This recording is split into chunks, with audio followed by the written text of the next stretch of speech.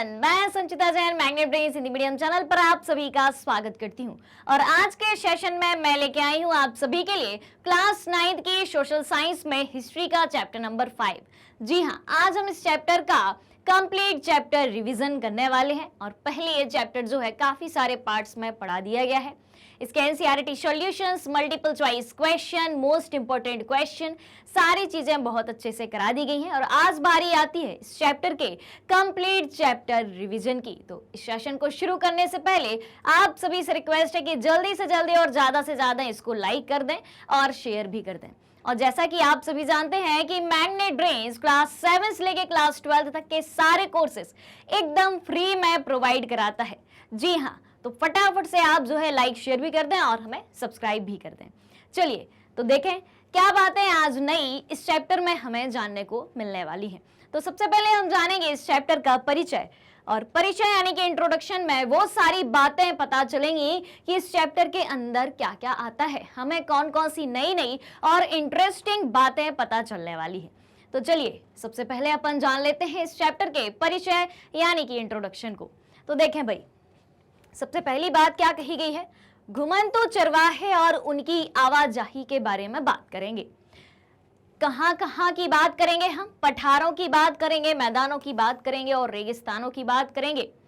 उसके बाद देखें औपनिवेशिक शासन और चरवाहों का जीवन। औपनिवेशिक शासन यानी कि दूसरे देश ने जब हम पर कब्जा किया था, हम पर शासन किया था, उस दौरान, उस औपनिवेशिक शासन के दौरान चरवाहों का जीवन कैसे हुआ करता था, इसके बारे में जानेंगे। फिर इन बदलावों ने चरवाहों की जिंदगी को किस तरह प्रभावित किया, यानी कि जब औपनिवेशिक शासन आया था और औपनिवेशिक शासन ने, ब्रिटिश सरकार ने जो भी परिवर्तन किए थे, उन परिवर्तनों के चरवाहों की जिंदगी पर क्या असर पड़ता है, ये सारी बातें जानेंगे। और चरवाहों ने इन परिवर्तनों का या इन बदलावों का सामना कैसे किया। उसके बाद अफ्रीका के चरवाहों के जीवन के बारे में हम जानेंगे। तो अफ्रीका के चारागाहों का क्या हुआ जब वहां पर औपनिवेशिक शासन हुआ करता था, सरहदें वहां पर बंद हो गईं और जब चारागाह सूख जाते हैं तब क्या हाल होता है, कौन सी परिस्थितियां सामने आती हैं। और फिर उसके बाद जानेंगे कि अफ्रीका में जो चरवाहा जीवन था, औपनिवेशिक शासन के फलस्वरूप जो चरवाहों का जीवन था, उसका सब पर असर नहीं पड़ा था। इन सारी बातों के बारे में अपन जानने वाले हैं। तो सबसे पहले हम बेसिक सी परिभाषाएं जान लेते हैं, कुछ डेफिनेशंस जान लेते हैं, जैसे कि घुमंतु किसे कहते हैं, चरवाहा किसे कहते हैं, फिर घुमंतु चरवाहा किसे कहते हैं। ये छोटी छोटी चीजें अगर शुरुआत में ही क्लियर हो जाएंगी तो पूरा चैप्टर समझना आसान होगा। तो सबसे पहले हम बात करेंगे घुमंतु के बारे में। जैसा कि चैप्टर का नाम है आधुनिक विश्व में चरवाहे, तो इसमें घुमंतु का क्या मतलब होता है, घुमंतु चरवाहे और उनकी आवाजाही के बारे में बात कर रहे हैं। तो घुमंतु का मतलब क्या होता है, तो वैसे लोग जो जीवन यापन की खोज में एक स्थान से दूसरे स्थान तक घूमते रहते हैं। शब्द से ही अर्थ समझ में आ रहा है भाई, घुमंतु यानी कि घूमना फिरना। अब किस लिए वैसे लोग, अब घुमंतु किसे कहा जाता है, क्या हर घूमने फिरने वाले व्यक्ति को आप घुमंतु कह सकते हैं? कि आप मान लो आप अपने घर से कहीं भी घूमने गए, दिल्ली घूमने गए, दिल्ली का लाल किला देखने गए, आगरा का ताजमहल देखने गए, तो क्या आप घुमंतु हो गए? ऐसा नहीं है भाई। घुमंतु की परिभाषा यहाँ पर कुछ अलग तरीके से दी गई है। कैसे दी गई है, तो देखें वैसे लोग जो जीवन यापन की खोज में, ठीक है, जीवन यापन की खोज में यानी कि रोजगार की खोज में, वो अपना जीवन कैसे चलाएं, उनके रोजगार का साधन क्या होगा, उसकी खोज में एक स्थान से दूसरे स्थान तक घूमते रहते हैं। ऐसे व्यक्तियों को या ऐसे लोगों को क्या कहा जाता है, घुमंतु कहा जाता है। अब बात करते हैं दूसरी परिभाषा की, दूसरे शब्द की, जो कि है चरवाहा या चरवाहे। किसे कहा जाता है चरवाहा, तो जानते हैं इसको भी। वैसे लोग जो मवेशियों को पालकर अपना जीवन यापन करते हैं। मवेशी यानी कि पशुओं को पालकर अपना जीवन यापन करते हैं भाई। तो आपने देखा होगा लोग भेड़ पालते हैं, बकरियां पालते हैं, गाय भैंस पालते हैं, ठीक है। तो उन पशुओं के सहारे, उन मवेशियों के सहारे वे अपना जीवन यापन करते हैं। भेड़ से क्या प्राप्त होती है, ऊन प्राप्त होती है, ऊन को बेचकर लोग जीवन यापन अब करते हैं, अपनी रोजी रोटी चलाया करते हैं। गाय भैंस पालने वालों को दूध मिलता है, दूध बेचकर वो अपना जीवन यापन करते हैं। तो चरवाहों की बात भी कुछ इस तरह की ही है कि वैसे लोग जो मवेशी अर्थात पशुओं को पालकर अपना जीवन यापन करते हैं उन्हें चरवाहा कहा जाता है। अब घुमंतू चरवाहा किसे कहा जाता है? घुमंतू चरवाहा किसे कहते हैं? तो वे लोग जो अपने मवेशियों के लिए चारे की तलाश में एक स्थान से दूसरे स्थान तक घूमते रहते हैं उन्हें घुमंतू चरवाहा कहते हैं भाई। अब घुमंतू शब्द और चरवाहा शब्द दोनों को मिला दिया। क्या बात कही गई है यहाँ पर? घुमंतू शब्द और चरवाहा दोनों को मिला दिया। तो घुमंतू किसे कहा जाता है? वैसे लोग जो जीवन यापन की खोज में एक स्थान से दूसरे स्थान तक घूमते रहते हैं उन्हें घुमंतू कहा जाता है। और चरवाहा किसे कहा जाता है? जो मवेशियों को पालकर अपना जीवन यापन करते हैं उन्हें चरवाहा कहा जाता है। अब घुमंतू चरवाहा किसे कहा जाएगा? वे लोग जो अपने मवेशियों के लिए चारे की तलाश में एक जगह से दूसरी जगह घूमते रहते हैं उन्हें घुमंतू चरवाहा कहा जाता है। क्लियर हो गई यहां तक की बात? जल्दी बताइए भाई, अगर कहीं भी कोई भी डाउट हो, कोई भी बात, कोई भी चीज, कोई भी शब्द समझ में ना आया हो, फौरन कमेंट करें, आपके सारे कमेंट का जवाब जो है दिया जाएगा। चलिए अब देखें भाबर क्या होता है। एक और नया शब्द आया है, भाबर क्या होता है। तो देखें गढ़वाल और कुमायूं के इलाकों की हम बात करें, कहाँ की बात हो रही है? गढ़वाल और कुमायूं के इलाकों की बात हो रही है। भारत के उत्तरी मैदान की बात हो रही है। एक तरीके से कहा जाए तो कहाँ की बात हो रही है? उत्तराखंड के आसपास के क्षेत्रों की बात हो रही है। तो गढ़वाल और कुमायूं के इलाके में पहाड़ियों के निचले हिस्से के आसपास पाया जाने वाला सूखे जंगल के इलाके को भाबर कहा जाता है।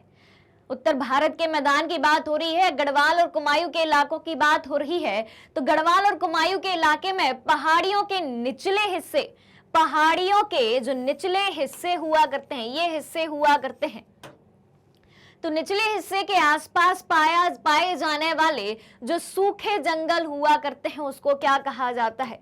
भाबर कहा जाता है। सूखे जंगल हुआ करते हैं ये, इन्हें कहा जाता है भाबर। उसके बाद बात करते हैं बुग्याल की। बुग्याल क्या होता है? तो देखें ऊंचे पहाड़ों पर स्थित घास के मैदानों को बुग्याल कहा जाता है। ऊंचे पहाड़ों पर स्थित, भाबर की बात हुई थी, पहाड़ों के निचले एरिया में सूखे जंगलों को भाबर कहा था। अब बुग्याल की बात हो रही है कि ऊंचे पहाड़ों पर स्थित ये जो पहाड़ है, ये जो पहाड़ है, ऊंचे पहाड़ों पर स्थित जो घास के मैदान हुआ करते हैं, ठीक है, जो भी घास के मैदान हुआ करते हैं उन मैदानों को बुग्याल कहा जाता है। आप पहाड़ पर चढ़ते जाओ, कहीं पर आपको एक एरिया ऐसा मिलेगा जहां पर प्लेन होगा, मैदान होगा, घास का मैदान वहां पर मिलेगा आपको। तो ऊंचे पहाड़ों पर स्थित घास के मैदानों को क्या कहा जाता है? बुग्याल कहा जाता है। ठीक है, अपन ने घुमंतू के बारे में जान लिया, चरवाहे के बारे में जान लिया, घुमंतू चरवाहा के बारे में जाना, भाबर के बारे में जाना और बुग्याल के बारे में जाना। इस तरीके से कुल मिला के अपन ने 5 शब्दों के बारे में जाना। अब जानते हैं भाई खरीफ की फसल के बारे में। क्या होती है खरीफ की फसल? तो देखें वह फसल जो वर्षा ऋतु के आरंभ में बोई जाती है, वह फसल, वह उपज जो है वर्षा ऋतु के आरंभ में बोई जाती है तथा शीत ऋतु के आरंभ में काट ली जाती है, उसे खरीफ की फसल कहते हैं। यानी कि वर्षा ऋतु का आरंभ यानी कि जून जुलाई में बोकर, जून जुलाई में बोकर और कब काट ली जाती है? शीत ऋतु के आरंभ में काट लिया जाता है, यानी कि अक्टूबर नवंबर में काट लिया जाता है। अब कौन कौन सी होती है भाई खरीफ की फसलें? जैसे कि चावल। चावल कब बोया जाता है? चावल के लिए पानी की आवश्यकता ज्यादा होती है, इसके लिए जो है 100 सेंटीमीटर से अधिक वर्षा की आवश्यकता होती है चावल की फसल के लिए। ठीक है, तो भाई किस मौसम में बोई जाएगी? बारिश के मौसम में ही बोई जाएगी। उसके बाद हम बात करते हैं रबी की फसलों की। तो वह फसल जो शीत ऋतु के आरंभ में बोई जाती है, यानी कि अक्टूबर नवंबर में बोया है। ठीक है, अक्टूबर नवंबर में बोया है किस फसल को? रबी की फसल को। रबी की फसल को अक्टूबर नवंबर में बोया। ऑलराइट, अक्टूबर, अरे चलिए एक मिनट, अक्टूबर नवंबर में बोया जाता है और कब काटा जाता है इस फसल को? रबी की फसल को ग्रीष्म ऋतु के आरंभ में काट लिया जाता है, यानी कि ये जो है मार्च से अप्रैल के बीच में रबी की फसल को काट लिया जाता है। जैसे कि गेहूं, दलहन, चना, ये सब क्या है? ये सब क्या है? ये सब हैं आपकी रबी की फसलों के उदाहरण हैं। क्लियर यहां तक की बात? अब देखें भाई, भारत तथा विश्व में पाए जाने वाले प्रमुख घुमंतुओं के बारे में जानते हैं। तो यहां पर एक आपको टेबल दी गई है, यहां पर आपको नंबर बताए गए हैं, इसके बाद घुमंतु चरवाहों के नाम बताए गए हैं आपको। कुछ घुमंतु चरवाहों के नाम है यहाँ पर, और किस स्थान पर उन चरवाहों को क्या कहा जाता है वो बातें बताई गई हैं। तो ये सारी चीजें आपको याद ही रखनी है, ठीक है, क्योंकि ये ऑब्जेक्टिव टाइप क्वेश्चन में आपसे पूछा जा सकता है कि मान लो गद्दी कहाँ के चरवाहों को कहा जाता है, तो आप कहेंगे हिमाचल प्रदेश। चलिए तो देखें भाई एक बार, गुज्जर बकरवाल कहाँ के चरवाहों को कहा जाता है? जम्मू कश्मीर के चरवाहों को गुज्जर बकरवाल कहा जाता है।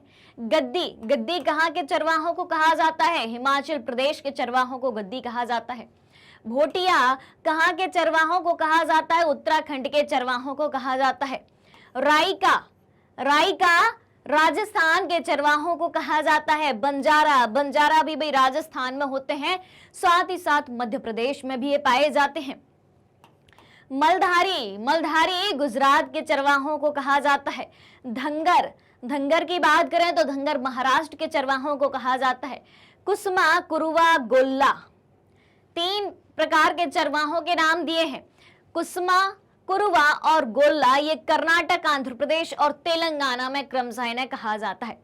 तो कुसमा कहा जाता है भाई कर्नाटक में, कुरुवा कहा जाता है आंध्र प्रदेश में और गोल्ला कहा जाता है तेलंगाना में। 9वें नंबर की बात करते हैं, नाम है मोनपा। मोनपा कहाँ के चरवाहे हैं भाई? अरुणाचल प्रदेश में इन्हें मोनपा कहा जाता है। ये बात हो गई। अब देखें मसाई, वो तो बात थी भाई कहाँ की, ये तो बात हो गई थी पूरी के पूरे भारत की। ये सारे भारत के ही राज्य हैं कि नहीं है? ठीक है, ये सारी बात अपन ने भारत की कही कि भारत में किस राज्य में चरवाहों को क्या कहा जाता है। अब अपन बात करेंगे दुनिया की, विश्व के अलग अलग देशों की बात करेंगे। तो देखें मसाई, मसाई केन्या और तंजानिया में कहा जाता है। कहां कहां भाई? रिपीट करना है मेरे साथ, यहां से एक सवाल पक्का आएगा, ठीक है। तो मसाई केन्या और तंजानिया के चरवाहों को कहा जाता है। बेदुइस, बेदुइस कहां के चरवाहों को कहा जाता है? उत्तरी अफ्रीका के चरवाहों को कहा जाता है। बर्बेर्स कहां के चरवाहों को कहा जाता है? बर्बेर्स जो है उत्तर पश्चिमी अफ्रीका के चरवाहों को कहा जाता है। तुर्काना, तुर्काना कहां के चरवाहों को कहा जाता है? उगांडा, तुर्काना जो है उगांडा के चरवाहों को कहा जाता है। बोरान, बोरान कहा जाता है कीनिया के चरवाहों को। मूर्स, अगला नाम है मूर्स, मोरिटानिया के चरवाहों को कहा जाता है। सोमाली, सोमालिया के चरवाहों को कहा जाता है। नाम जुलू दक्षिण अफ्रीका के चरवाहों को कहा जाता है। और अंत में है बेजा, बेजा कहा जाता है मिस्र और सूडान में।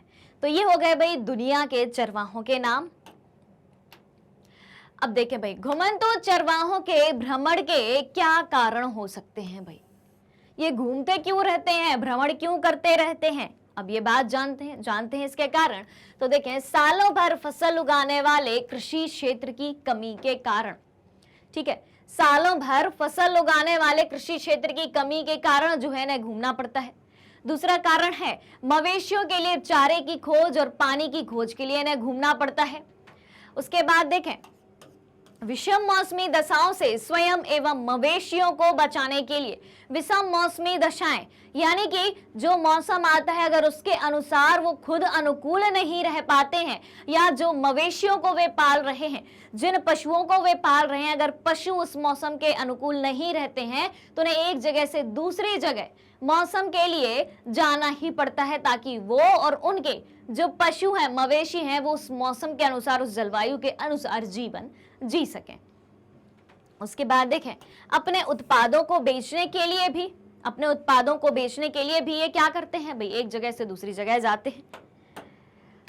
अब देखें, पहाड़ों में घुमंतू चरवाहे और उनकी आवाजाही के बारे में बात करते हैं। पहाड़ों की बात करते हैं अब। पहाड़ों में घुमंतू चरवाहे और उनकी आवाजाही। पहाड़ी एरिया कहाँ है भाई? जम्मू कश्मीर। अभी अपन ने पढ़ा था जम्मू कश्मीर में कौन से पाए जाते हैं, किस समुदाय के चरवाहे पाए जाते हैं? गुज्जर बकरवाल समुदाय के चरवाहे पाए जाते हैं। तो जम्मू कश्मीर के गुज्जर बकरवाल समुदाय के लोग अपने मवेशियों के लिए चारागाहों की तलाश में भटकते भटकते 19वीं सदी में यहाँ आए थे। बात आ रही समझ में? जम्मू कश्मीर के गुज्जर बकरवाल समुदाय के लोग अपने मवेशियों के लिए चारागाहों की तलाश में भटकते भटकते 19वीं सदी में यहाँ आए थे। समय बीतता गया और वह यहीं बस गए और सर्दी गर्मी के हिसाब से अलग अलग चारागाहों में जाने लगे। फिर देखें, ठंड के समय में ऊंची पहाड़ियां बर्फ से ढक जाती थीं। ध्यान से सुनिएगा, ठंड के समय जो है पहाड़ी इलाकों में क्या होता है भाई? बर्फ गिरती है। तो पहाड़ियां जो है बर्फ से ढक जाती थी, ऊंची पहाड़ियां, तो वह पहाड़ों के नीचे आकर डेरा डाल लेते थे। ठंड के समय में निचले इलाकों में मिलने वाली झाड़ियां ही उनके जानवरों के लिए चारा बन जाती थी। अब अगर कोई व्यक्ति पहाड़ों पर रह रहा है, ठंड का मौसम है, अब पहाड़ों पर जम गई बर्फ, अब वहां पर चारा कैसे उगेगा? यानी कि मवेशियों का, पशुओं का खाना कहां से उगेगा? तो वो नीचे के भागों में आ जाते थे, यानी कि मैदानी भागों में रहने के लिए आ जाते थे। अभी अपन ने एक कारण पढ़ा था ना कि मौसम के कारण भी ये लोग एक जगह से दूसरी जगह भ्रमण करते थे। अब अगर किसी व्यक्ति का निवास स्थान पहाड़ों पर है और पहाड़ों पर ठंड के दिनों में बर्फ जमी है, तो कहां से मवेशियों को चारा मिलेगा? इसी समस्या के समाधान के लिए वो मैदानी इलाकों में आ जाते थे और उनके पशुओं के चरने के लायक वहां पर उन्हें चारा मिल जाया करता था। अब देखें, जैसे ही गर्मियां शुरू होती, जमी हुई बर्फ की मोटी चादर पिघलने लगती। ठंड खत्म, गर्मी शुरू, यानी कि बर्फ खत्म। बर्फ की जो मोटी चादर बिछ चुकी थी पहाड़ों पर, वो अब पिघलने लगी है और चारों तरफ हरियाली छा जाती थी और यहाँ उगने वाली घास से मवेशियों का पेट भी भर जाता था और उन्हें सेहतमंद खुराक भी मिल जाती थी। तो भाई जैसे ही गर्मियां शुरू हुई, मैदानी भाग से चरवाहे वापस कहाँ पहुंच गए? अपने पहाड़ों पर पहुंच गए। तो इस तरीके से उनका जीवन यापन होता था और इस कारण की वजह से वो एक जगह से दूसरी जगह घूमते रहते थे। अब देखें, अब गद्दी चरवाहों की आवाजाही की अपन बात करते हैं।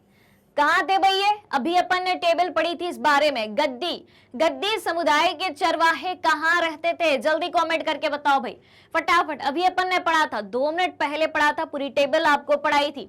और एक और हिंट दे देती हूं आपको। हिंट ये है कि गद्दी समुदाय जो है भारत का ही है, भारत का ही एक राज्य है।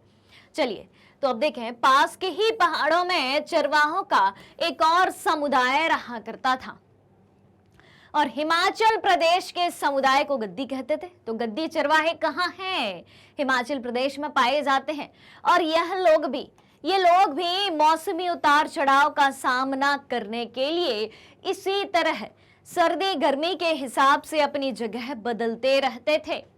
जब मौसम परिवर्तन होता था तो उस मौसमी उतार चढ़ाव का सामना करने के लिए एक जगह से दूसरी जगह जाते रहते थे, जगह बदलते रहते थे।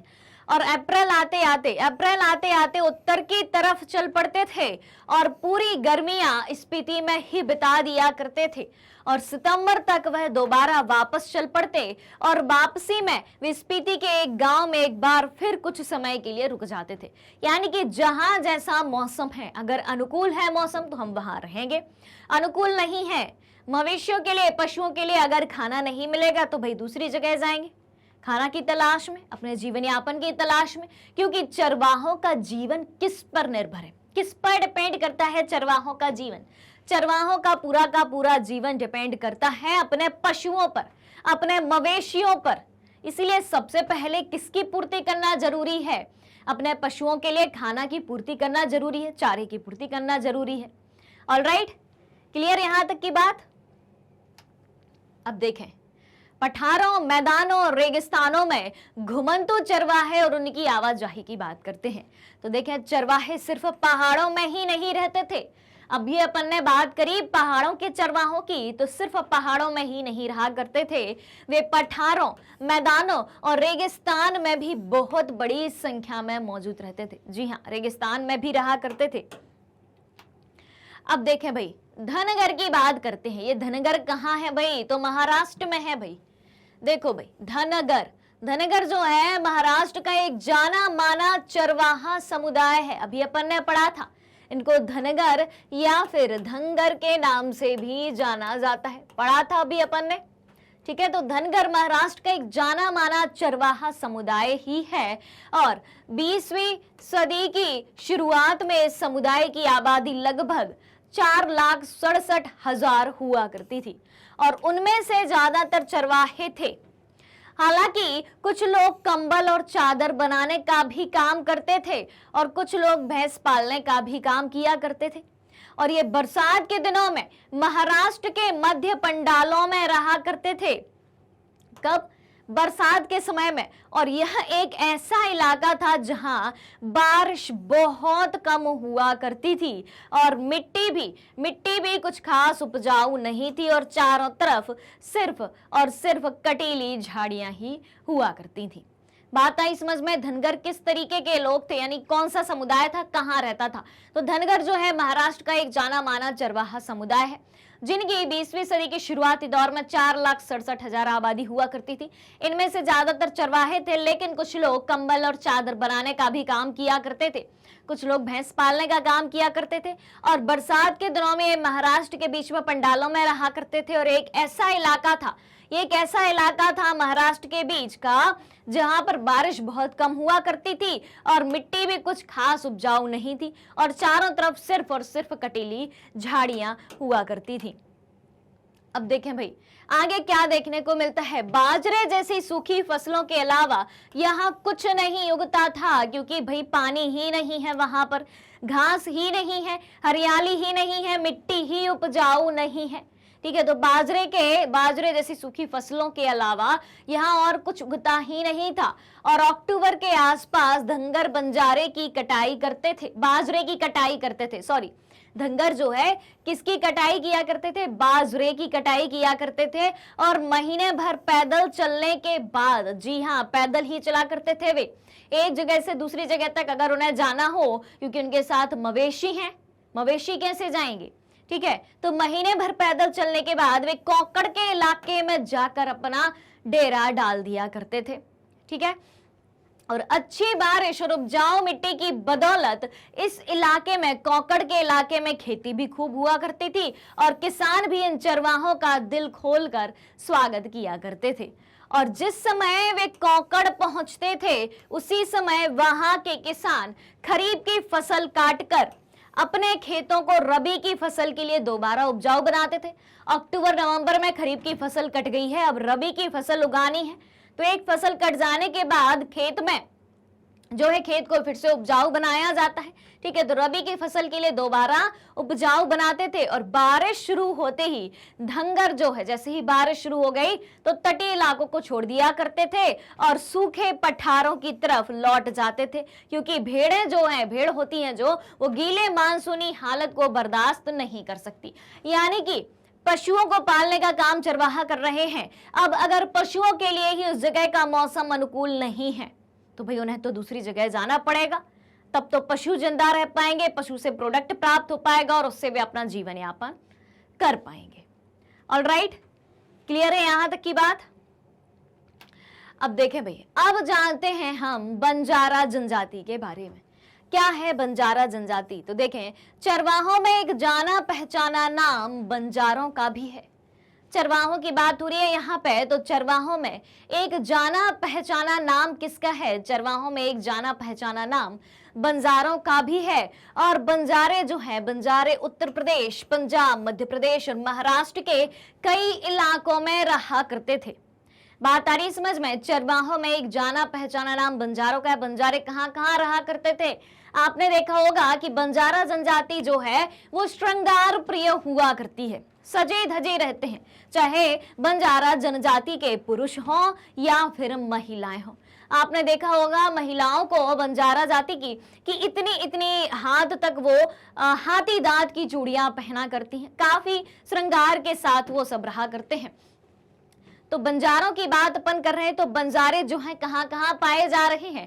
उत्तर प्रदेश, पंजाब, मध्य प्रदेश, महाराष्ट्र के कई इलाकों में रहते थे और यह लोग बहुत दूर दूर तक चले जाते थे और रास्ते में अनाज और चारे के बदले गांव वालों को खेत जोतने वाले जानवर और दूसरी चीजें बेचा करते थे। अब ये एक जगह से दूसरी जगह जा रहे हैं और काफी लंबे पहुंच जाते थे, बहुत दूर दूर तक चले जाते थे।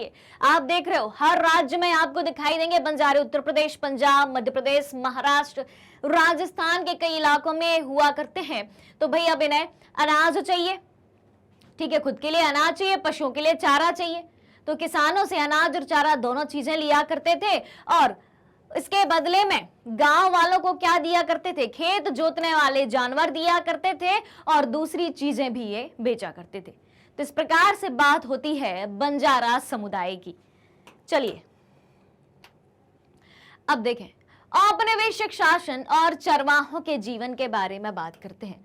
औपनिवेशिक शासन यानी कि औपनिवेशिक शासन किसे कहा जाता है? कि जब कोई धनी संपन्न देश, शक्तिशाली देश अपने से निर्बल या कमजोर देशों पर अपना कब्जा जमाना चाहे, अपना शासन स्थापित करना चाहे, तो उस शासन को औपनिवेशिक शासन कहा जाता है। जिस तरीके से ब्रिटिश सरकार ने या ब्रिटिश शासन ने हम पर शासन किया था। ऑलराइट, तो देखें औपनिवेशिक शासन के दौरान चरवाहों की जिंदगी में बहुत ज्यादा बदलाव आया। जब सरकार यहाँ आई दूसरे देश की, हम पर शासन किया, तो चरवाहों की जिंदगी पर बहुत ज्यादा असर दिखाई दिया और उनको इधर उधर आने जाने के लिए बंदिशें लगा दी। चरवाहों को एक जगह से दूसरी जगह जाने पर जो है किसने बंदिशें लगा दी? औपनिवेशिक शासन ने बंदिशें लगा दी और उनसे लगान भी वसूल किया जाता था और उस लगान में भी वृद्धि की गई और उनके पैसे और हुनर पर भी बहुत बुरा असर पड़ा। अब औपनिवेशिक शासन आ चुका है। औपनिवेशिक शासन के पहले सभी चरवाहे बेफिक्र होकर घूमते थे, अपना काम करते थे। अब जैसे ही औपनिवेशिक शासन आया, ब्रिटिश शासन आया, तो चरवाहों की जिंदगी में बहुत बड़ा बदलाव देखने को मिलता है। साथ ही साथ अब चरवाहों का काम क्या है? घुमंतु चरवाहों का काम क्या है? एक जगह से दूसरी जगह जाना। अब उनके एक जगह से दूसरी जगह जाने पर ही बंदिशें लगा दी, उनसे लगान भी वसूला जाता था, यानी कि कर वसूला जाता था और बाद में उस लगान को भी बढ़ा दिया, उस कर को भी बढ़ा दिया और उनके पैसे और हुनर पर क्या हुआ भाई? पैसे पर तो असर पड़ेगा ही, क्योंकि वो एक जगह से दूसरी जगह नहीं जा पा रहे। दूसरी बात, उनसे जो है लगान भी लिया जा रहा है, तो पैसे पर, उनकी आमदनी पर असर पड़ेगा और उनके हुनर पर भी असर पड़ेगा। क्लियर हो रही है बात?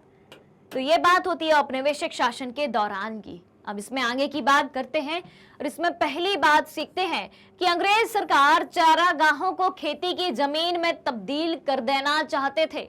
अंग्रेज सरकार क्या चाहती थी? ब्रिटिशर्स क्या चाहते थे? कि चारागाहों को खेती की जमीन में बदल देना चाहिए। चारागाह जो है जहां पर मवेशी चरने के लिए जाते हैं, उन मैदानों को किसमें बदल दो? खेत में बदल दो, क्योंकि पशुओं ने चारा खा लिया, उससे हमें क्या फायदा? हमें तो भाई खेती करवानी है, उपज प्राप्त करनी है, फसल प्राप्त करनी है, कच्चा माल चाहिए है, रॉ मटेरियल चाहिए, तब तो प्रोडक्ट बनेगा और तब हमें उत्पाद मिला करेगा।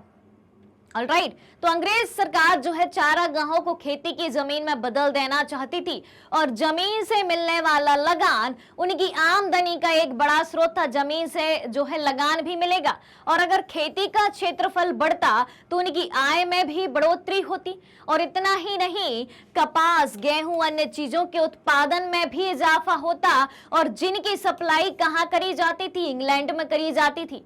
यानी कि कच्चा माल भी मिलेगा जिसकी सप्लाई हम इंग्लैंड में करेंगे, वहां के उद्योगों में सामान बनेगा, वहां से सामान बनके दुनिया भर के देशों में हम बेचा करेंगे। तो सामान मिलेगा, लगान मिलेगा, पैसा मिलेगा, जमीन मिलेगी, सब चीजें मिलेंगी, चारों तरफ से भाई पैसा ही पैसा होगा। ऐसी उनकी उस दौरान नीति हुआ करती थी।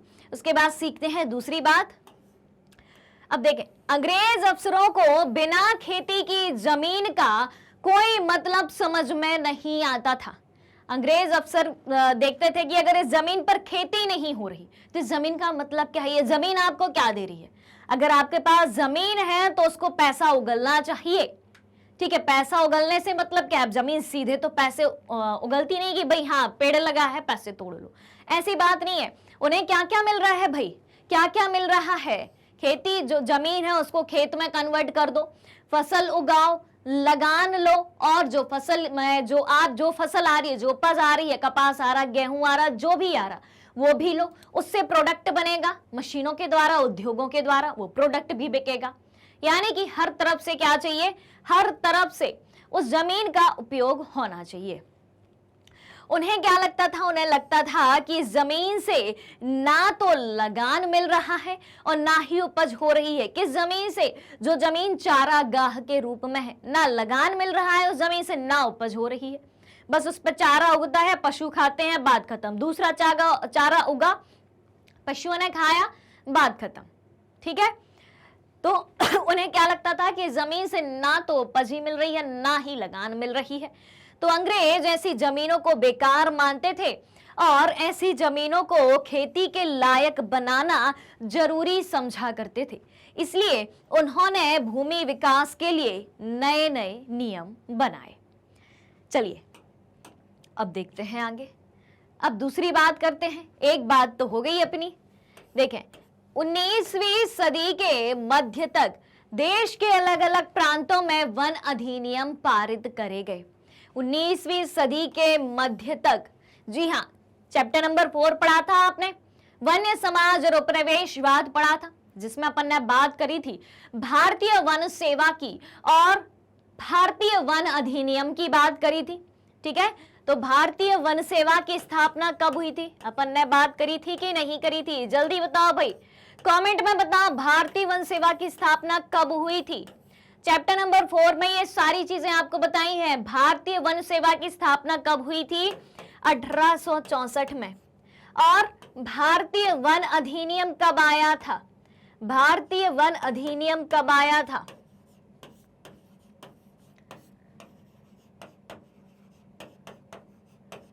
भारतीय वन अधिनियम कब आया था, 1865 में आया था।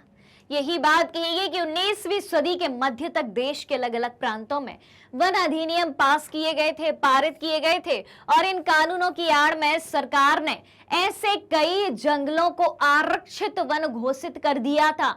3 कैटेगरी में वनों को बांटा था। कौन कौन सी थी वो 3 कैटेगरी, वो तीनों कैटेगरी मैंने आपको बताई है। भारतीय वन अधिनियम के तहत कौन कौन सी 3 कैटेगरी थी, कौन कौन सी 3 कैटेगरी में वनों को बांटा गया था। आरक्षित वन,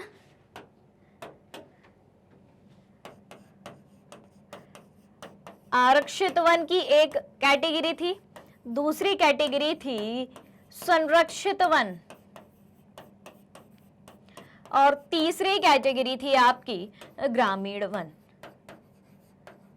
तीसरी कैटेगरी कौन सी थी आपकी, ग्रामीण वन। क्लियर हो गई यहां तक की बात। तो इन कानूनों की आड़ में ही, यानी कि भारतीय वन प्रबंधन अधिनियम लेके आए थे, भारतीय वन अधिनियम लेके आए थे, इन कानूनों की आड़ में ही सरकार ने ऐसे कई जंगलों को आरक्षित घोषित कर दिया था, जहां पर देवदार या साल, ये सब वृक्षों के नाम है, देवदार और साल जैसी कीमती लकड़ियां पैदा होती थी इन वनों में, जिनको आरक्षित घोषित किया था। और जंगलों में चरवाहों के घुसने पर पाबंदी लगा दी। किन वनों में, जिनको आरक्षित घोषित किया गया था कि इसमें चरवाहे नहीं घुस सकते, आम जनता नहीं घुस सकती, किसान नहीं घुस सकते, कोई भी यहां से वनोपज नहीं ले सकता, लकड़ी नहीं ले सकता। और भाई आप देखो, भाई देखो इनकी पॉलिसी समझने की कोशिश करना कि देवदार और साल जैसी जिन जंगलों में कीमती लकड़ियां पैदा होती थी, उन्हीं जंगलों को आरक्षित वन घोषित किया, यानी कि फायदे वाली चीजें अपने कब्जे में करनी है।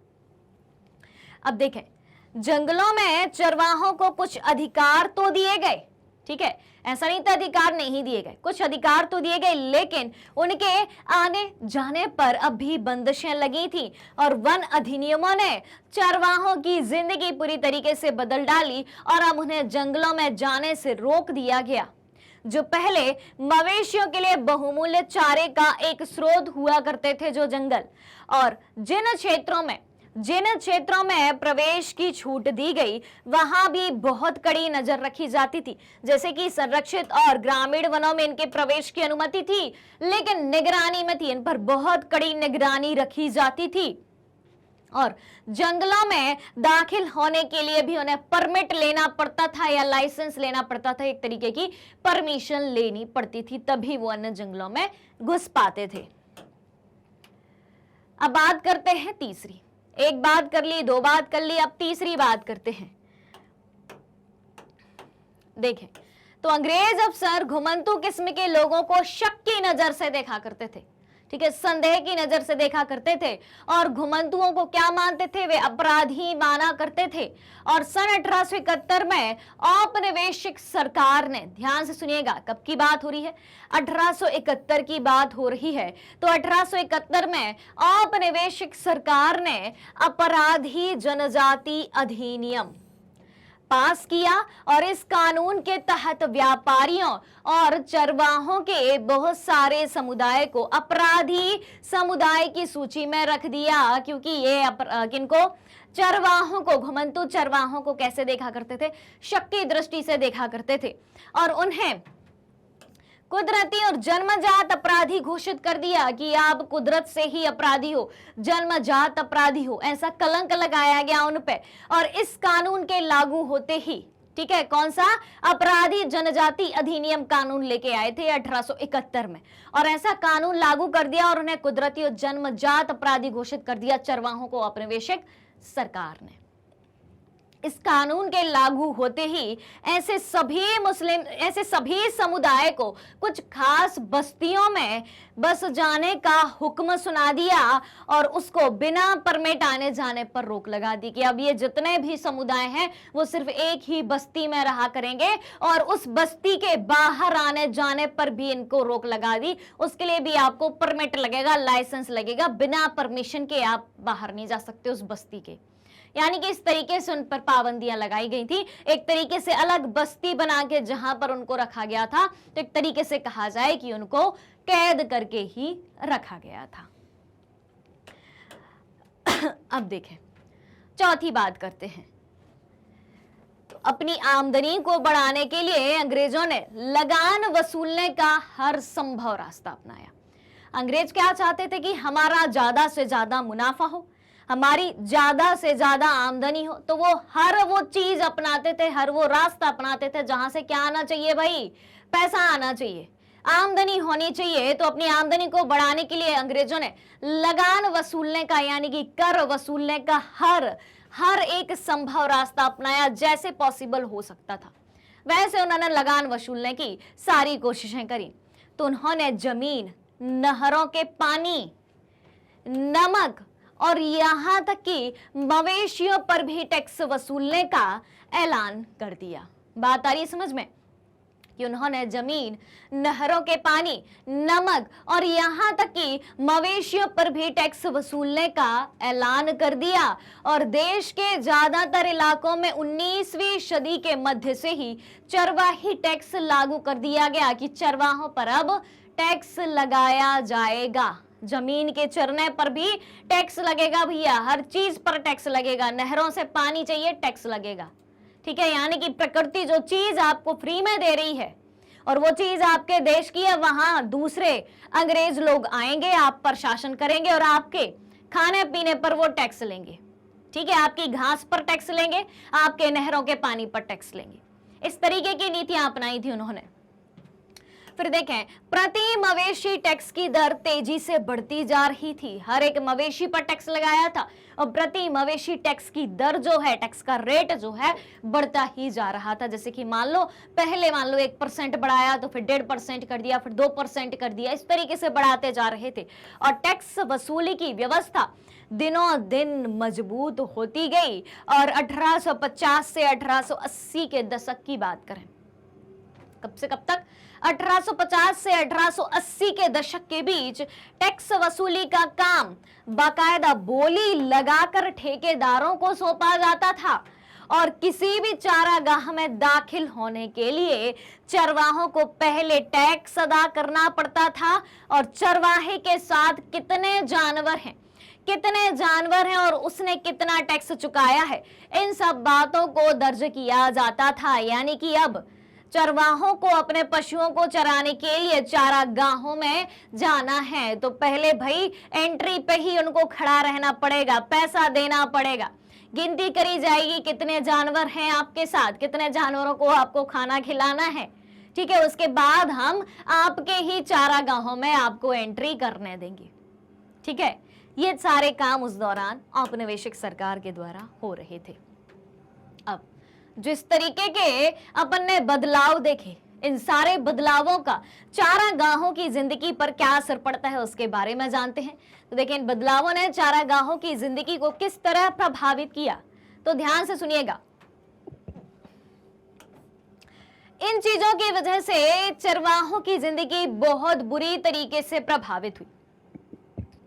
जो सारी चीजें उस दौरान अपनाई जा रही थी, जो सारे टैक्स लगाए जा रहे थे, जितनी पाबंदियां चरवाहों पर लगाई जा रही थी, तो उन चीजों की वजह से चरवाहों की जिंदगी जो है बहुत बुरे तरीके से प्रभावित हुई, क्योंकि इन चीजों की वजह से चारागाहों की कमी पैदा हो गई और चारागाह जो है खेत में बदलने लगे।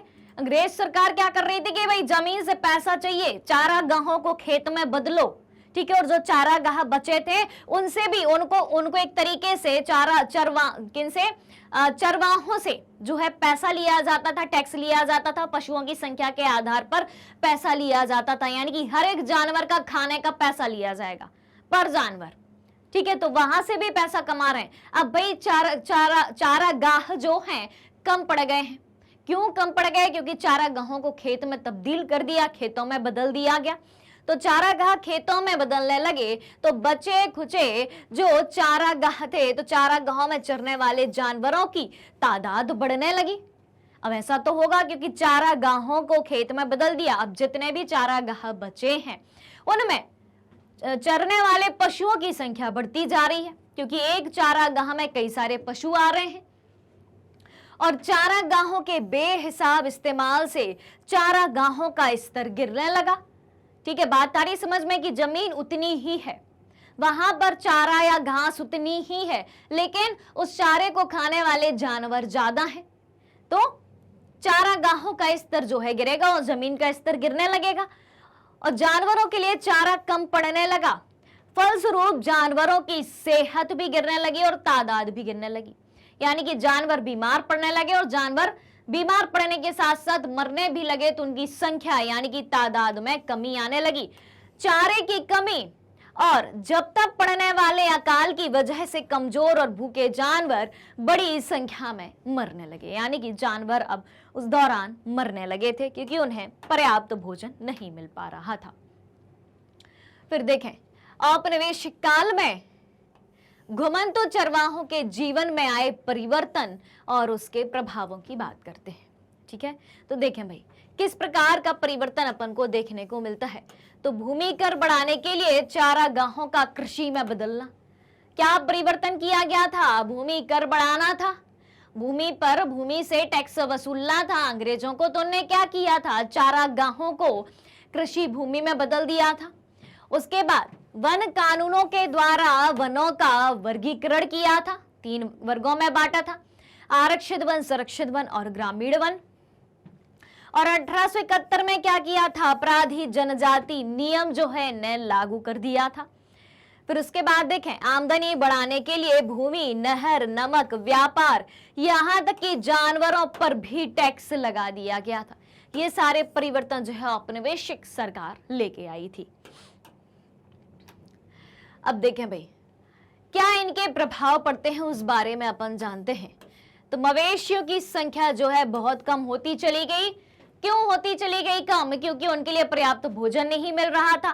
चारागाह खेत में बदल दिए गए थे। अब चारागाह कम है, पशुओं की संख्या ज्यादा है, एक ही चारागाह में कई सारे पशु जा रहे हैं, तो हर एक को पर्याप्त भोजन नहीं मिल रहा, उनकी सेहत गिर रही, इससे उनकी मृत्यु हो रही। तो मवेशियों की संख्या कम होती चली गई। स्वतंत्र आवाजाही पर रोक तथा परमिट के बिना आने जाने पर जुर्माने की व्यवस्था।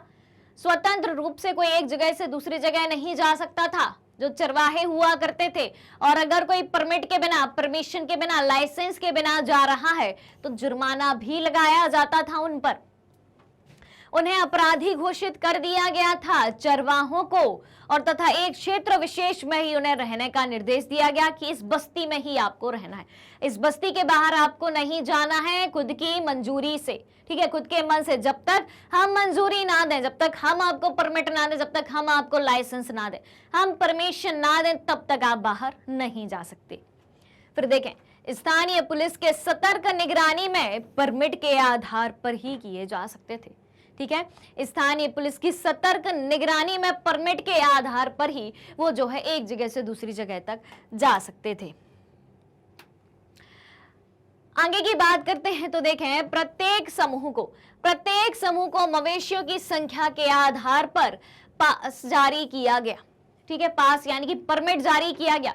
हर एक समूह के पास यानी कि कितने चरवाहों के पास कितने पशु हैं, उनकी संख्या के आधार पर परमिट या लाइसेंस जारी किया गया, जो उन्हें चारागाहों में घुसने से पहले दिखाना पड़ता था कि हाँ भाई, हमने परमिट बनवा के रखा है, ठीक है, हमारे पास 50 पशु हैं, 50 पशुओं के नाम का हमने परमिट बनवा के रखा है, हमें भाई चारागाह में जाने दो, तब उनके पशुओं को भोजन मिलेगा। और इस प्रकार इस टैक्स व्यवस्था ने उनका जीवन दूभर कर दिया था, किनका, मवेशियों का भी और चरवाहों का भी। ऑलराइट, यहां तक की बात क्लियर। अगर कोई भी डाउट हो, कोई भी समस्या हो, कोई भी प्रश्न हो, कमेंट बॉक्स में पूछें, आपके सारे सवालों का जवाब जो है दिया जाएगा। चलिए अब देखें, चरवाहों ने इन सब बदलावों का सामना कैसे किया। जानवरों की संख्या कम कर दी, जानवरों की संख्या ऑटोमेटिकली कम होती ही जा रही थी। नए चारागाहों की खोज करी कि अब हम अपने जानवरों को चराने के लिए नए कौन से चारागाह खोज सकते हैं। जमीन खरीद कर बसना एवं कृषि कार्य करना, चरवाहों ने जमीन खरीदी, बसे, कृषि कार्य किया। कुछ चरवाही छोड़कर मजदूरी करने लगे, कुछ ने चरवाहे का बिजनेस ही छोड़ दिया, चरवाहे का काम ही छोड़ दिया और उस काम को छोड़कर मजदूरी करने लगे। कुछ व्यापारिक गतिविधियों में संलिप्त हो गए, कुछ चरवाहे जो है व्यापार करने लगे और आवाजाही की दिशा में बदलाव लेके आए। इस तरीके कुछ बदलावों का सामना जो है चरवाहों को करना पड़ा। तो चरवाहों ने इन बदलावों का सामना कैसे किया, तो कुछ चरवाहों ने तो अपने जानवरों की संख्या ही कम कर दी, कम संख्या में जानवर रखने लगे कि अगर ज्यादा संख्या में हमारे पास जानवर होंगे तो हमें ज्यादा चारावाह भूमि की चरगाही भूमि की आवश्यकता पड़ेगी, ठीक है, और हमें ज्यादा टैक्स देना पड़ेगा। तो कुछ चरवाहों ने तो अपने जानवरों की संख्या ही कम कर दी और बहुत सारे चरवाहे नई नई जगह ढूंढने लगे और अब उन्हें जानवरों को चराने के लिए नई जगह ढूंढनी थी। अब वह हरियाणा के खेतों में जाने लगे, जहां कटाई के बाद खाली पड़े खेतों में वे अपने मवेशियों को चरा सकते थे। बात आ रही है समझ में। कुछ चरवाहों ने क्या किया कि जानवरों की संख्या कम कर दी कि हमें इतनी ही संख्या में जानवर रखने हैं, इससे ज्यादा नहीं रखने। बहुत सारे चरवाहे चारागाह के लिए नई नई जगह ढूंढने लगे। अब उन्हें जो है जानवरों को चराने के लिए नई जगह ढूंढनी थी। अब वे हरियाणा के खेतों में जाने लगे, जहां कटाई के बाद खाली पड़े खेतों में वे अपने पशुओं को या मवेशियों को चरा सकते थे। और समय गुजरने के साथ कुछ धनी चरवाहे जमीन खरीदकर एक जगह बसकर रहने लगे और उनमें से कुछ नियमित रूप से खेती करने लगे, खेती अपना ली उनने, और जबकि कुछ व्यापार करने लगे। और जिन चरवाहों के पास ज्यादा पैसे नहीं थे कि भाई वो जमीन खरीदें, खेती करें या व्यापार करें, तो उन्होंने ब्याज पर पैसे लेकर अपने दिन काटने लगे। इस तरीके के तमाम समस्याओं का सामना उस दौर में चरवाहों को करना पड़ रहा था। अब देखें, अफ्रीका में चरवाहों का जीवन कैसे होता है उस बारे में भी जान लेते हैं। तो देखें, आज भी अफ्रीका के लगभग 2.25 करोड़ लोग रोजी रोटी के लिए किसी न किसी तरह की चरवाही गतिविधियों पर ही आश्रित हैं। क्या बात कही गई है कि आज भी अफ्रीका के लगभग 2.25 करोड़ लोग ऐसे हैं जो रोजी रोटी के लिए, अपने जीवन यापन के लिए, अपने रोजगार के लिए किसी न किसी तरह की चरवाही गतिविधियों पर आश्रित हैं। इनमें से बेदुइन्स, बर्बेर्स, मासाई, सोमाली, बोरान और तुर्काना जैसे जाने माने समुदाय हैं। ये सब समुदाय जो चारावाह समुदाय हैं, ये उनके नाम है, जैसे कि अफ्रीका में पाए जाने वाले चरवाहे समुदाय हैं, जैसे कि बेदुइन्स, बर्बेर्स, मासाई, सोमाली, बोरान और तुर्काना। अब देखें, इनमें से ज्यादातर अब अर्ध शुष्क घास के मैदानों या सूखे रेगिस्तानों में रहा करते हैं, जहां वर्षा आधारित खेती करना बहुत ही मुश्किल होता है। और यहाँ के चरवाहे गाय, बैल, ऊंट, बकरी, भेड़ व गधे पालते हैं और दूध, मांस व पशुओं की खाल और ऊन आदि का व्यापार किया करते हैं। अब देखें, अफ्रीका की ही बात चल रही है तो कुछ चरवाहे व्यापार और यातायात संबंधी भी काम करते हैं और कुछ चरवाही के साथ साथ खेती का काम भी किया करते हैं अफ्रीका में।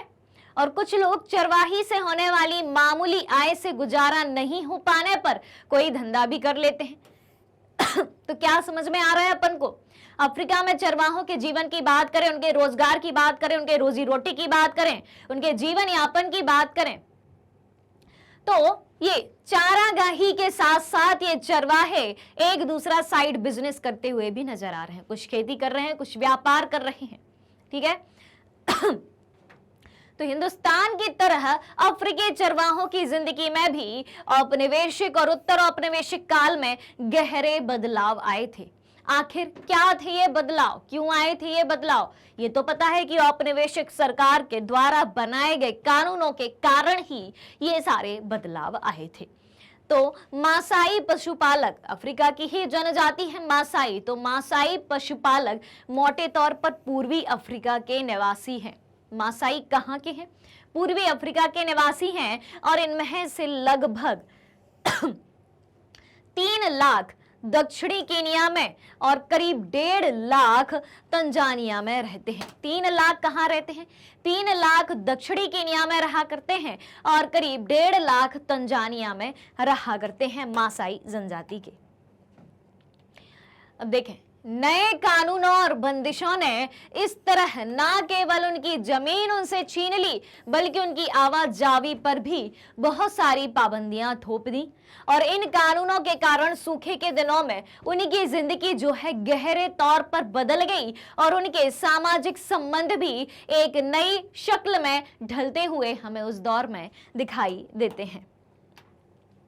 अब चारागाहों का क्या हुआ भाई? अफ्रीका में चारागाहों का क्या हुआ? भारत की बात तो अपन कर चुके, अब अफ्रीका में जो औपनिवेशिक शासन था उसने वहां के चारागाहों का क्या किया? तो मासाइयों की सबसे बड़ी समस्या क्या थी कि उनके चारागाह दिनों दिन सिमटते जा रहे हैं। भारत में क्यों चारागाह सिमटते जा रहे थे? क्योंकि ब्रिटिश सरकार ऐसा मानती थी कि इस भूमि का कोई उपयोग नहीं हो रहा है, ये बेकार भूमि है, इस पर खेती करना चाहिए, खेती से अनाज आएगा, कच्चा माल आएगा, साथ ही साथ हमें लगान भी मिलेगा, यानी कि चारों तरफ से आमदनी होगी। ये चारागाह वाली भूमि है, इससे कोई आमदनी नहीं है। तो अब अफ्रीका की बात करते कि अफ्रीका में चारागाहों का क्या हुआ। हिंदुस्तान की बात तो कर ली, बात करते हैं अफ्रीका की। तो मासाइयों की, जो वहां पूर्वी अफ्रीका की जनजाति हुआ करती है, तो मासाइयों की सबसे बड़ी समस्या यह रही कि उनके चारागाह जो है दिनों दिन सिमटते जा रहे हैं।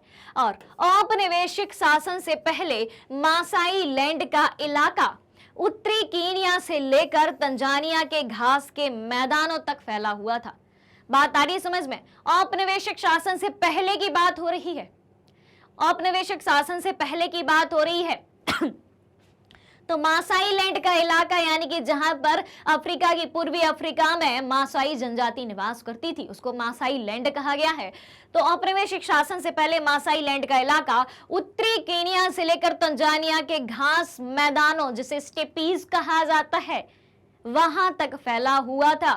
और 19वीं सदी के आखिर में यूरोप की साम्राज्यवादी ताकतों ने अफ्रीका में कब्जे के लिए मारकाट शुरू कर दी और बहुत सारे इलाकों को छोटे छोटे उपनिवेशों में तब्दील करके, बदल करके अपने अपने कब्जे में ले लिया। ये सारी बातें हमें औपनिवेशिक शासन के दौरान अफ्रीका के चारागाहों के बारे में जानने को मिलती हैं। अब देखें, 1885 की बात करते हैं तो 1885 में ब्रिटिश कीनिया और जर्मन तंजानिया के बीच एक अंतरराष्ट्रीय सीमा खींचकर मासाई लैंड के 2 बराबर टुकड़े कर दिए। जो कीनिया से लेकर तंजानिया तक फैला हुआ था मासाई लैंड, अब कीनिया और जर्मन तंजानिया के बीच जो है अंतरराष्ट्रीय सीमा खींच दी। अब तंजानिया को जर्मन तंजानिया क्यों कहा गया? आप बोले कि जर्मनी तो दूसरे महाद्वीप में है और तंजानिया जो है अफ्रीका महाद्वीप में, तो इसको जर्मन तंजानिया कैसे कहा? 2 महाद्वीप मिल कैसे गए? तो भाई ये तंजानिया अफ्रीका का वो भाग है जहां पर जर्मन औपनिवेशिक शासन हुआ करता था। जर्मनी ने अपना औपनिवेशिक शासन स्थापित करके रखा था और तंजानिया को अपने कब्जे में करके रखा था, इसलिए इसको जर्मन तंजानिया कहा गया है। तो 1885 में ब्रिटिश कीनिया और जर्मन तंजानिया के बीच एक अंतरराष्ट्रीय सीमा खींचकर मसाई लैंड को 2 भागों में बांट दिया। एक तरफ आ गया ब्रिटिश कीनिया, ठीक है, कीनिया को क्या कहा गया? ब्रिटिश कीनिया, क्योंकि कीनिया पर ब्रिटिश औपनिवेशिक शासन था। तो एक तरफ जो है ब्रिटिश कीनिया है, एक तरफ ब्रिटिश कीनिया है और दूसरी तरफ क्या है? दूसरी तरफ जर्मन तंजानिया है। ऑलराइट, क्लियर हो गई बात? तो इनके बीच एक इंटरनेशनल बॉर्डर खींच दी गई, अंतरराष्ट्रीय सीमा खींच दी गई और मसाई लैंड को 2 भागों में बांट दिया है। ठीक है, मसाई लैंड को इस तरीके से 2 भागों में बांट दिया है। ऑलराइट, और बाद के सालों में सरकार ने गोरों को बसाने के लिए बेहतरीन चारागाहों को अपने कब्जे में ले लिया। ब्रिटिश सरकार ने उन बेहतरीन चारागाहों को कब्जे में ले लिया जहां पर गोरों को बसाना था, इसलिए बेहतरीन चारागाहों को ब्रिटिश सरकार ने अपने कब्जे में लिया। औपनिवेशिक शासन से पहले मसाइयों के पास जितनी जमीन थी, यानी कि जब ये अंग्रेज नहीं आए थे तो जितनी जमीन थी उसका लगभग 60% हिस्सा औपनिवेशिक शासन के द्वारा मासाइयों से छीन लिया गया और उन्हें ऐसे सूखे इलाकों में कैद कर दिया गया जहां ना तो अच्छी बारिश होती थी और ना ही हरे भरे चारागाह थे। अब चरवाहों को, जो कि उनकी जिंदगी हुआ करती है कि बारिश वाला इलाका और हरे भरे चारागाह, वो उनसे छीन लिया और उन्हें सूखे इलाकों में कैद कर दिया गया।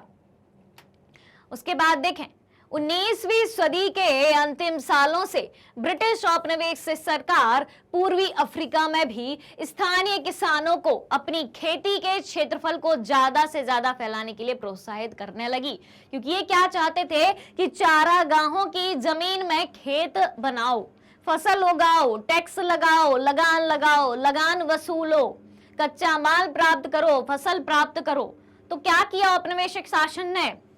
19वीं सदी के अंतिम सालों की बात हो रही है, तो 19वीं सदी के अंतिम सालों से ब्रिटिश औपनिवेशिक सरकार ने पूर्वी अफ्रीका में स्थानीय किसानों को, यानी कि पूर्वी अफ्रीका के जो स्थानीय किसान थे, वहां के जो लोकल किसान थे, उनको अपनी खेती के क्षेत्रफल को ज्यादा से ज्यादा प्रोत्साहित करने लगे कि खेती का क्षेत्रफल ज्यादा से ज्यादा बढ़ाओ, इन चारागाहों को खेतों में तब्दील करो, खेतों में बदलो।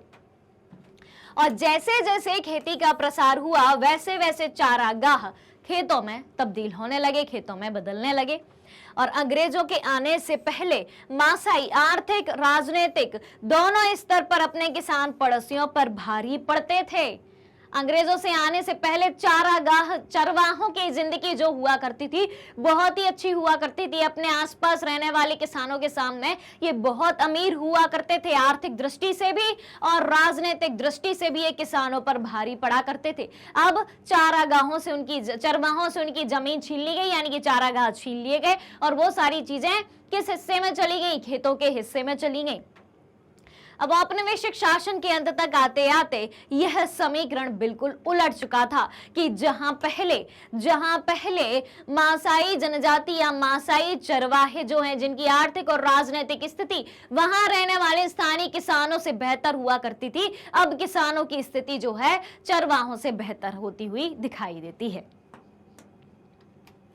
अब देखें, कीनिया की बात करें तो कीनिया में मासाई मारा व सांबुरू नेशनल पार्क और तंजानिया में सेरेंगेटी पार्क जैसे शिकारगाह इसी तरह अस्तित्व में आए थे।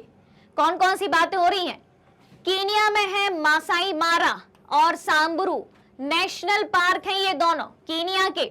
और तंजानिया में है एक पार्क सेरेंगेटी पार्क।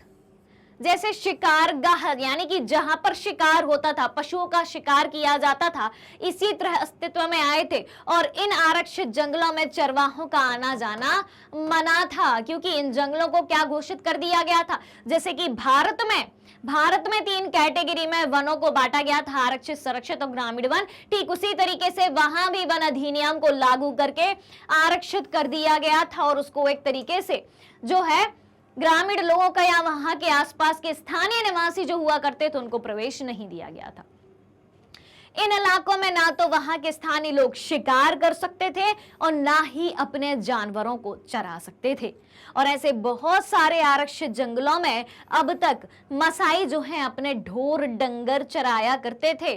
और मिसाल के तौर पर सेरेंगेटी नेशनल पार्क का 14,760 वर्ग किलोमीटर से भी ज्यादा क्षेत्रफल मसाइयों के चारागाहों पर कब्जा करके ही बनाया गया था।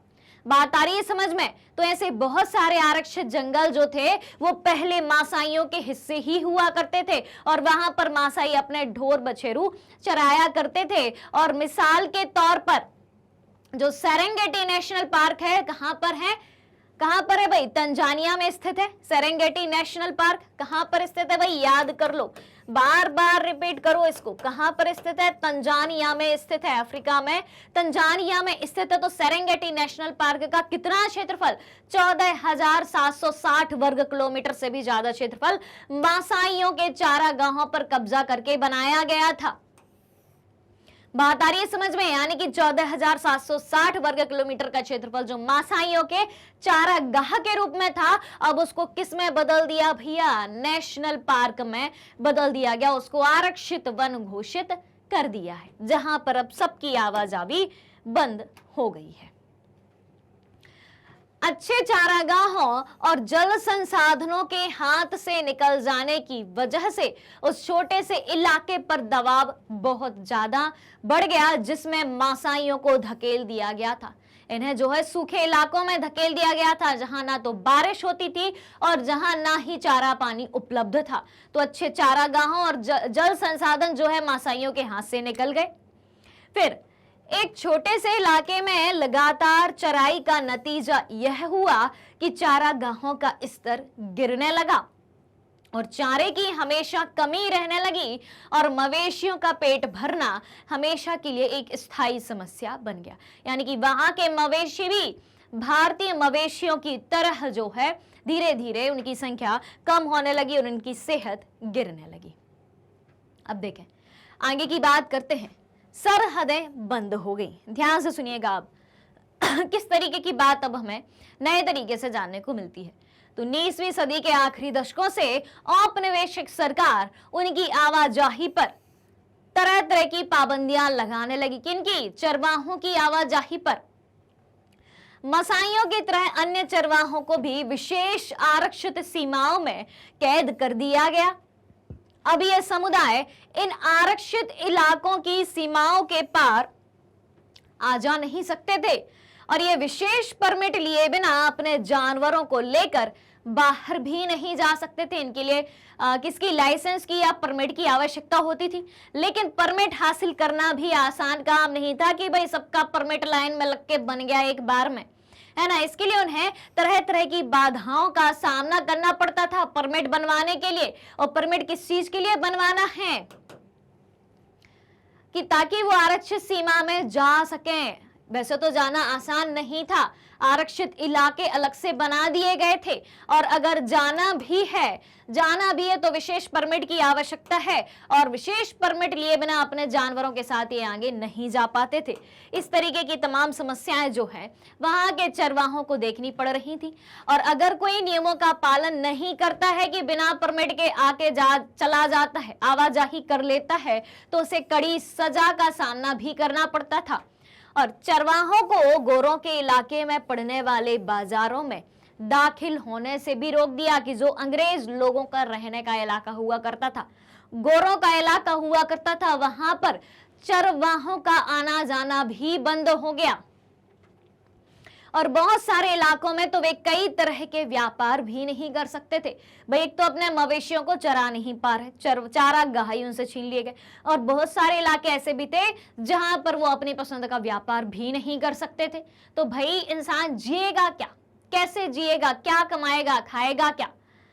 और बाहर से आए गोरे और यूरोपीय औपनिवेशिक अफसर उन्हें खतरनाक और बर्बर स्वभाव वाला माना करते थे। जो बाहर से आए नए नए गोरे अफसर आते जाते थे, यूरोपीय औपनिवेशिक अफसर आते जाते थे अफ्रीका में, तो वे चरवाहों को क्या मानते थे कि ये खतरनाक है, बर्बर स्वभाव वाले हैं, और उनकी नजर में ये ऐसे लोग थे जिनके साथ कम से कम संबंध रखना ही उचित था।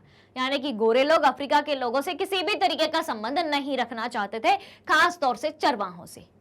क्लियर हो गई ये बात? अब देखें लेकिन इन स्थानीय लोगों से किसी भी तरह के संबंध ना रखना भी मुमकिन नहीं था। अब आप जिनके देश आ रहे हो, जिन पर शासन कर रहे हो, जिनकी चीजें छीन रहे हो, जिनकी जमीन जायदाद छीन रहे हो, और उनसे आप किसी भी तरीके का संबंध ना रखें, तो क्या ऐसा मुमकिन हो सकता है? नहीं हो सकता। आखिर खानों से माल निकालने, अब खदानों पर इनने कब्जा करके रखा है गोरों ने, अंग्रेजों ने, ठीक है। अफ्रीका की खदानें हैं तो खदानों से माल निकलवाना है, ठीक है, खनिज निकलवाना है, सड़कें बनवानी है। शहर बसाने के लिए गोरों को इन कालों के श्रम का तो भरोसा ही था कि भैया इनसे अब हम क्या करेंगे, इनसे इनकी जमीन छीन लो, इनसे इनके खेत छीन लो, इनसे इनके चारागाह छीन लो, है ना। अब सब कुछ छिन गया और इनकी खदानों पर कब्जा भी कर लो। अब भाई इन्हें पेट पालने के लिए पैसा तो चाहिए, तो इनसे अब हम इन्हीं की खदानों पर कब्जा करके इनसे मजदूरी करवाएंगे, ठीक है। तो अब इनसे बोलचाल तो रखना पड़ेगा ताकि ये हमारे लिए काम करें। तो नई सरहदों ने चरवाहों की जिंदगी रातों रात बदल डाली।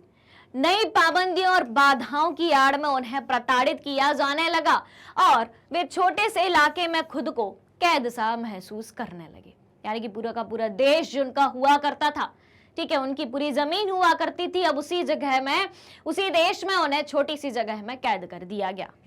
और इससे उनकी चरवाही और व्यापारिक दोनों तरह की गतिविधियों पर बुरा असर दिखाई पड़ता है।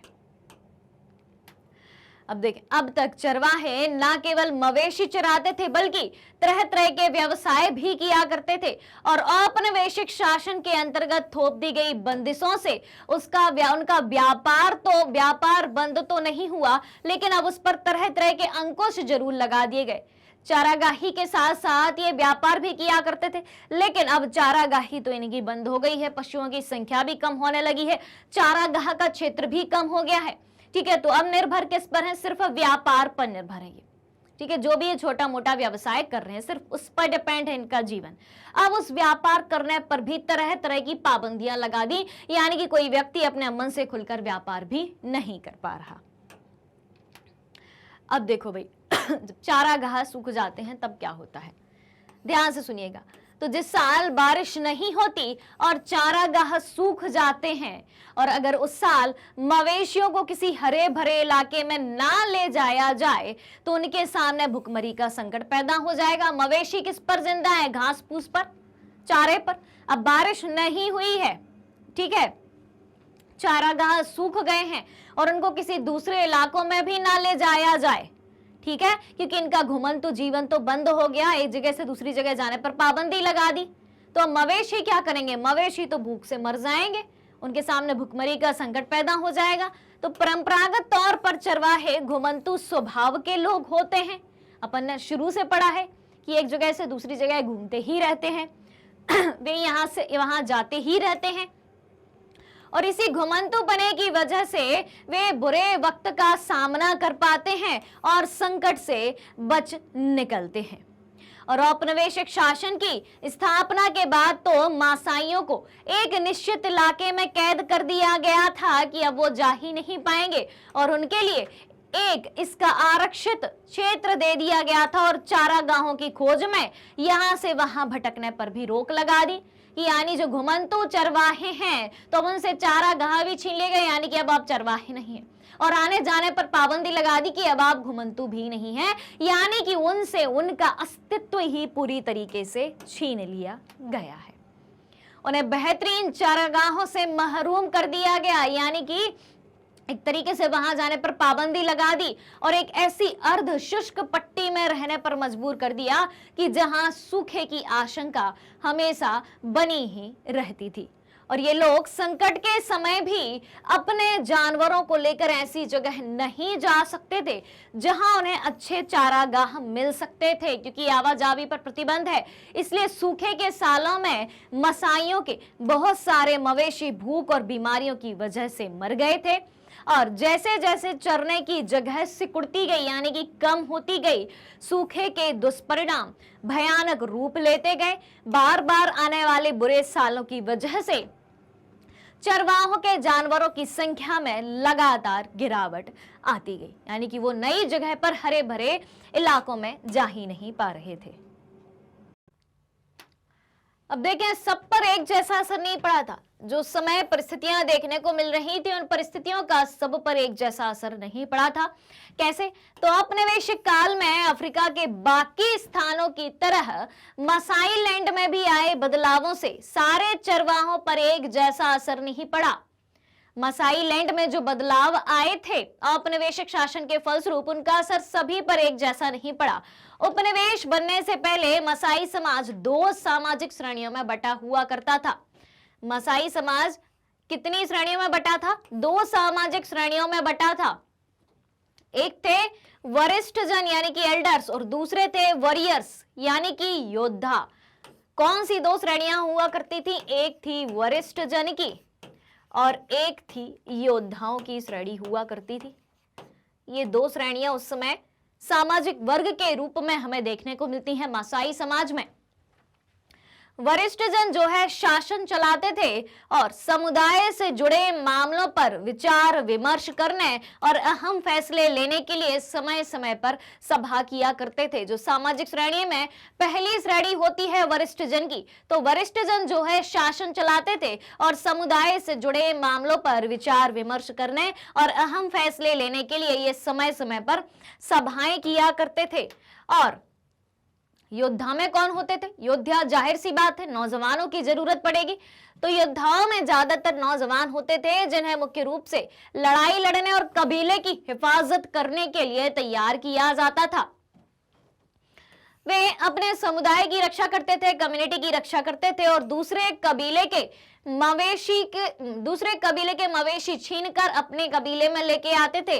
और यहाँ जानवर ही संपत्ति हो, वहां हमला करके दूसरों के जानवर छीन लेना इनका महत्वपूर्ण काम हुआ करता था। किनका? इन नौजवान योद्धाओं का। अपने कबीलों की रक्षा करना, दूसरे कबीलों में जहां जानवर ज्यादा हुआ करते थे उनको वहां से लड़ाई करके छीन के लाना। युवाओं को योद्धा वर्ग का हिस्सा तभी माना जाता था जब वे दूसरे समूह के मवेशियों को छीनकर और युद्ध में बहादुरी का प्रदर्शन करके अपनी मर्दानगी साबित कर देते थे। अब भाई जो लड़ेगा छीनेगा उसी को योद्धा कहा जाएगा। चुपचाप बैठे शांत आदमी को कैसे कोई व्यक्ति योद्धा कह सकता है? और फिर भी वे वरिष्ठ जनों के नीचे रहकर ही काम किया करते थे।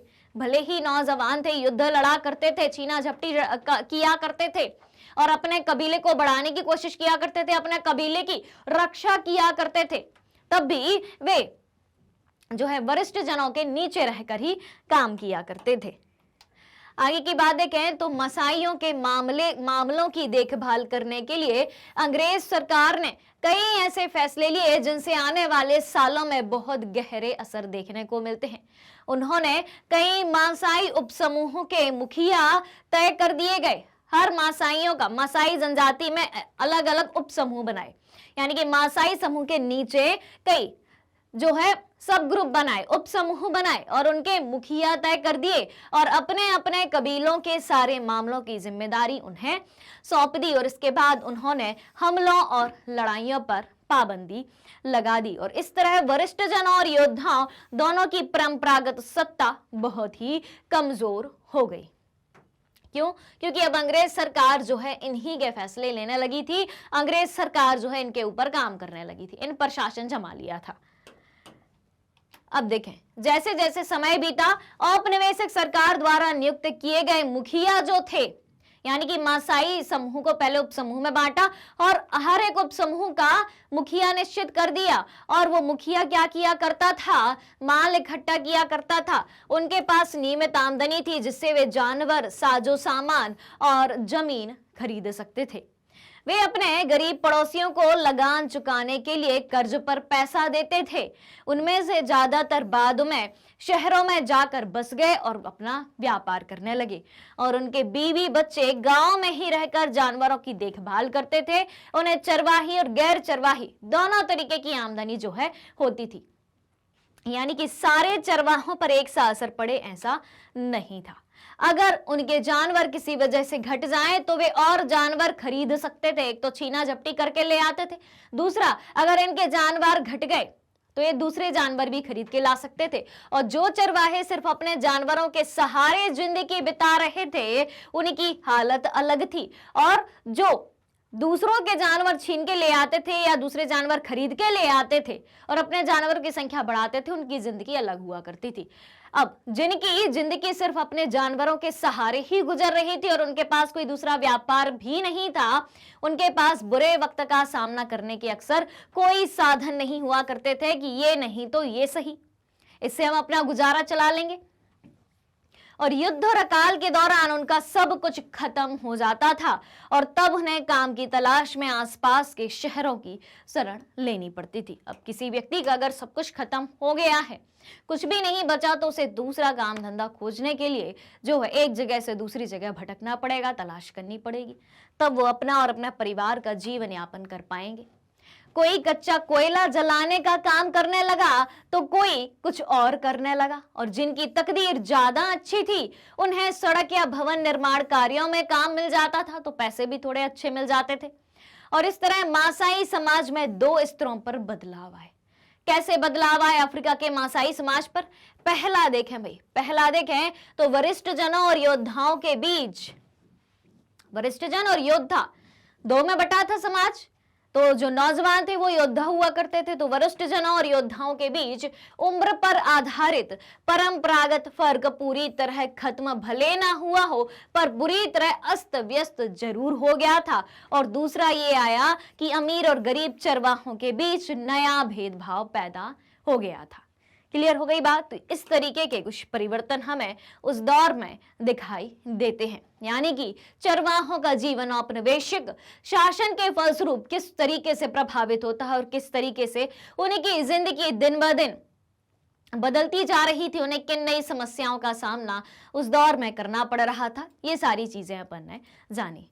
तो आज का ये चैप्टर आधुनिक विश्व में चरवाहे, जो कि आपकी क्लास 9 की समाज विज्ञान का इतिहास का चैप्टर नंबर 5 है, उसका कंप्लीट चैप्टर रिवीजन यहीं पर खत्म होता है। अगर आप हमारे डेली के लाइव सेशन और रिकॉर्डेड सेशन से जुड़ना चाहते हैं तो सारी चीजें उपलब्ध हैं मैग्नेट ब्रेन्स की यूट्यूब चैनल, वेबसाइट और एप्लीकेशन पर। मैग्नेट ब्रेन्स इंडिया का number 1 100% free online education platform है। इसके अलावा अगर आप ई बुक्स और ई नोट्स भी चाहते हैं, उनकी लिंक भी डिस्क्रिप्शन बॉक्स में दी है, वहां से आप अवेल कर सकते हैं। हमारे पास आपके लिए कुछ टॉप कोर्सेस हैं, जैसे कि CBSE English medium, CBSE Hindi medium. 3 state board के सिलेबस को कवर कराया जाता है, UP board, Bihar board, MP board. और इनके अलावा जिन स्टेट बोर्ड में एनसीईआरटी का पैटर्न फॉलो होता है, उनके भी कोर्स को पूरा कंप्लीट कराया जाता है। हमारे पास कुछ स्पेशल कोर्सेस हैं, crash course, spoken English, CVT, NTS और ओलंपियाड। इतने सारे कोर्सेस ये कि सिंगल प्लेटफॉर्म पर हाई क्वालिटी एजुकेशन के साथ एकदम फ्री में उपलब्ध कराए जाते हैं। जी हाँ, और मैग्नेट ब्रेन्स यूट्यूब के अलावा अदर सोशल मीडिया प्लेटफॉर्म जैसे कि फेसबुक, इंस्टाग्राम, ट्विटर और टेलीग्राम पर भी उपलब्ध है। आप हमें यहाँ भी फॉलो कर सकते हैं और यहाँ से भी सारी जानकारी प्राप्त कर सकते हैं। तो आज के सेशन को आप सभी को लाइक और शेयर करना है, साथ ही साथ चैनल को सब्सक्राइब भी करना है। तो हमारे साथ जुड़े रहिए, बने रहिए, पढ़ते रहिए, खुश रहिए। Thank you so much.